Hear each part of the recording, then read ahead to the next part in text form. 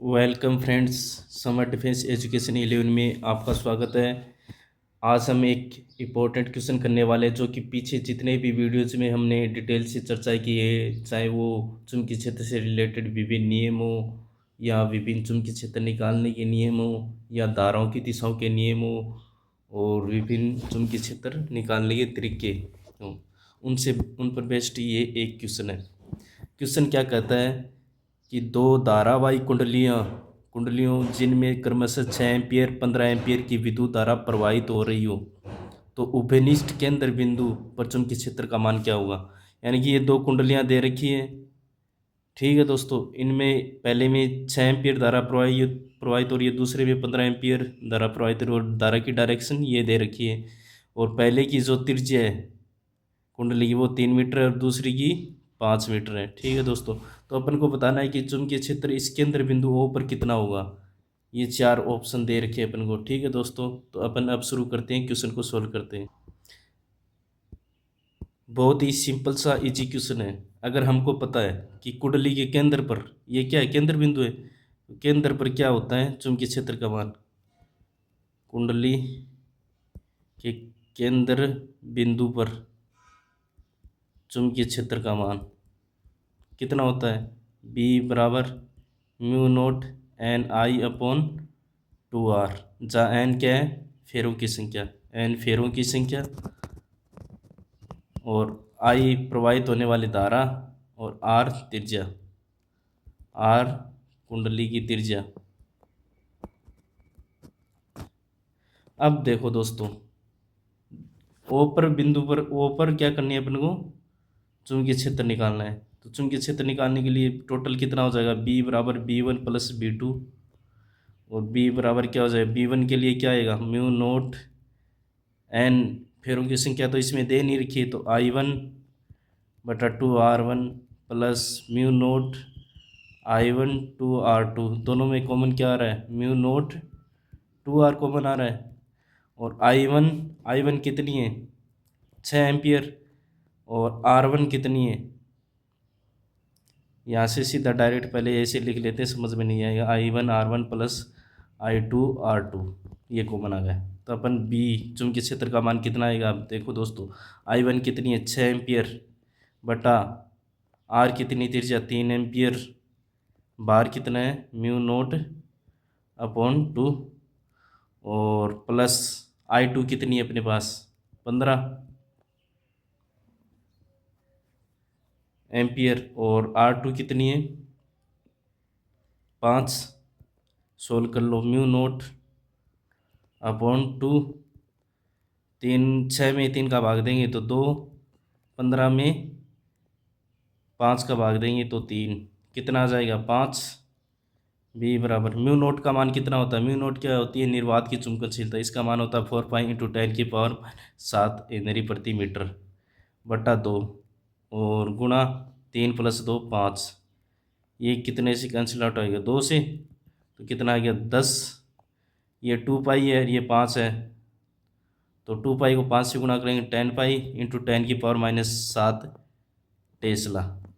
ये कोई ऑप्शन में मैच हो रहा है, किसी भी ऑप्शन में मैच नहीं हो रहा। इस पर 10 की पावर -6 टेस्ला है, यहाँ 7 होना चाहिए, इसमें 5 इंटू 10 की पावर -7। तो इसमें मैच करने के लिए अपन को क्या करना पड़ेगा, ये 10 है, ये 10 की घात 1 है, ये 10 की घात -7 है, तो दोनों घातें जुड़ जाएंगी, आधार समान है, तो कितनी बच जाएंगी पाई इंटू 10 की पावर -6 टेस्ला, जो कि अपना ऑप्शन नंबर क्या है, डी इज करेक्ट दोस्तों। ये ऑप्शन नंबर डी अपना इसका सही आंसर होगा, पाई इंटू 10 की पावर -6 टेस्ला, जो कि अपना राइट आंसर होगा। और इसकी दिशा ज्ञात करनी हो तो अपन को क्या है, एक नियम पता है किसका,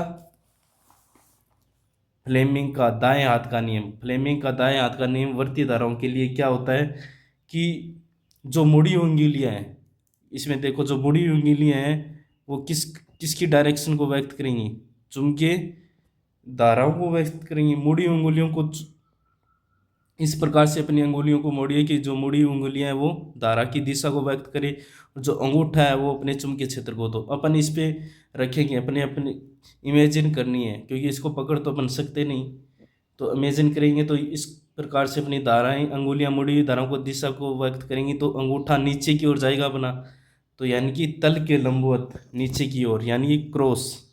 क्रॉस का मतलब क्या होता है? तल के नीचे की ओर। अगर डायरेक्शन भी पूछी जाती है ना इस क्वेश्चन में कि इसकी डायरेक्शन भी बतानी है, तो तल के नीचे की ओर होगी दिशा इस चुंबकीय क्षेत्र की। ठीक है दोस्तों, ये बहुत ही इंपॉर्टेंट क्वेश्चन है। इस प्रकार से क्वेश्चन बनते हैं जो कि एग्जाम में, इसमें अगर अपन को सूत्र पता है तो ये ज़्यादा चीज़ें करने की 1 मिनट के अंदर अपन क्वेश्चन को सोल्व कर सकते हैं। ज़्यादा कुछ कैलकुलेशन भी इतनी हार्ड नहीं है और इतनी हार्ड देगा भी नहीं एग्जामिनर। वो तो अब यही जांचने की कोशिश कर रहा है कि आपको फार्मूला पता है या फिर आपको चीज़ें कैसे कवर करोगे। धारावाहिक कुंडली के अंदर पर आपको चुंबकीय क्षेत्र का मान पता है तो आप इजीली कर पाओगे। ठीक है दोस्तों, वीडियो अच्छा लगे तो लाइक कमेंट शेयर करें एंड अपने दोस्तों को भी शेयर कीजिए। और आजकल जो कि एक ज्वलंत विषय बन गया है कि जिस प्रकार से जो अपने चीफ जस्टिस हैं सूर्यकांत जी, जिन्होंने एक बयान दिया है युवाओं पर कॉकरोच, युवाओं को कॉकरोच का है, क्या ये सच में एक जो न्याय की मूर्ति है, जो एक पढ़े लिखे इंसान है, वो इस प्रकार से जो युवा मतलब स्ट्रगल कर रहा है अपनी लाइफ में, इस प्रकार से उसको ये बात बोलने से वो डिमोटिवेट होगा?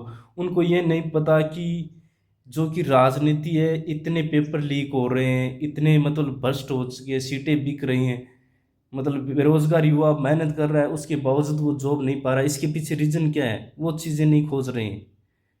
क्या एजुकेशन सिस्टम ऐसा बना रखा है ना, तो अच्छी टेक्नोलॉजी एक मतलब बेरोजगारों को लिए, मतलब अगर लोन भी ले, कोई स्टार्टअप भी करना चाहे तो उनको लोन प्रोवाइड नहीं किया जाता। हालांकि स्कीमें काफ़ी दिखा रखी है गवर्नमेंट ने कि ये स्कीम है रोजगार के लिए, जब लोन लेने जाते हैं हकीकत में जब ज़मीनी स्तर पर बात की जाए तो वो वाकई में एकदम खोखला सिस्टम है। वहाँ आपको लोन मिलता ही नहीं बेरोजगार युवा को। तो फिर वो क्या करे, स्टार्टअप क्या करे? और बोलते हैं कि स्टार्टअप के लिए नए नए लोन दे रहे हैं, ब्याज मुक्त लोन मिल रहे हैं। ये सब अफवाहें हैं, सिर्फ ये पोस्टर बनाने के लिए हैं, बाकी ज़मीनी स्तर पर इन पर कोई काम नहीं हो रहा है। और आप युवाओं को बोल रहे हो, युवाओं को कोस रहे हो कि आप बेरोजगार हो, आप कुछ नहीं हो, नालायक हो। जिस दिन ये युवा संगठित हो गए और अच्छे एजुकेटेड लोग इस राजनीति में आने लग गए, तभी इस देश का कल्याण हो सकता है। क्योंकि जिस प्रकार से हर कोई बयान दे रहा है, कुछ भी बोल दिया अगर मीडिया में, ये सब चीज़ें जायज़ नहीं है, न्याय संगत नहीं है और हमें इन चीज़ों के लिए आवाज़ उठानी चाहिए। एक शिक्षित नागरिक होने के नाते अपनी आवाज़ को बुलंद कीजिए, युवाओं के साथ रहिए, युवाओं को एक संगठित होकर, अब ये नहीं है कि कंपटीशन की तैयारी करते रहें। अब क्या करें जब इतना भ्रष्टाचार है, पेपर लीक हो रहे हैं, तो अपन को अब जो युवा लोग हैं उनको मैं यही सजेशन देना चाहूँगा, अगर कोई इच्छुक है राजनीति में जाने के तो वो एक अच्छी पार्टी बनाए, एक स्वच्छ पार्टी बनाए जिसमें एजुकेटेड लोग हों, ताकि वो देश के कल्याण में देश के युवाओं को मतलब मोटिवेट करे और देश की जो राजनीतिक व्यवस्था है, भ्रष्टाचार, इस देश का इन सब चीज़ों से मुक्त करे और राजनीति को स्वच्छ बनाए, पारदर्शिता लाए। और इसके लिए समर्थन कीजिए युवाओं का।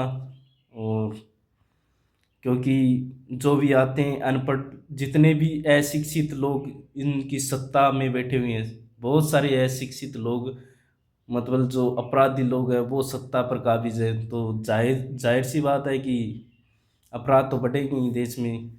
तो इसलिए एक नागरिक होने के नाते अपन का दायित्व ये भी बनता है कि अपन देश की हर प्रकार की जिम्मेदारी को सॉल्यूशन करें, न केवल एक कर्मचारी बनकर। क्योंकि जब आपके सुप्रीम कोर्ट के चीफ जस्टिस ऐसी आवाज़ अब आपको तंज कसे आप पर, तो फिर उठना तो पड़ेगा युवाओं को, जागना तो पड़ेगा युवाओं को। ठीक है दोस्तों, वीडियो अच्छा लगे तो लाइक शेयर कीजिए। मिलते हैं नेक्स्ट वीडियोज़ में, तब तक के लिए नमस्कार, जय हिंद, जय भारत दोस्तों।